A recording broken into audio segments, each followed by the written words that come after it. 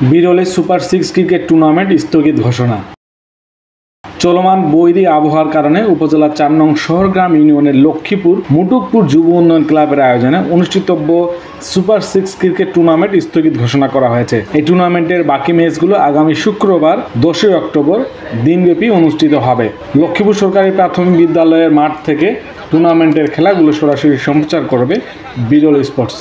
আজ শনিবার পূর্ব ঘোষিত সময় অনুযায়ী সকালে টুর্নামেন্টের শুভ উদ্বোধন অনুষ্ঠিত হয়। টুর্নামেন্টের প্রথম খেলায় শহরগ্রাম একাদশকে 7 উইকেটে হারিয়ে টুর্নামেন্টের শুভ সূচনা করেছে মাধববাড়ি কিংস। এরপরে শুরু হয় বৃষ্টি। সময় তালে তালে বৃষ্টি বাড়তে থাকলে শেষ ম্যাচ আয়োজক কমিটি এই টুর্নামেন্ট স্থগিত ঘোষণা করতে বাধ্য হয়। সেটাই জহির, বিরল সংবাদ, বিরল দিনাজপুর।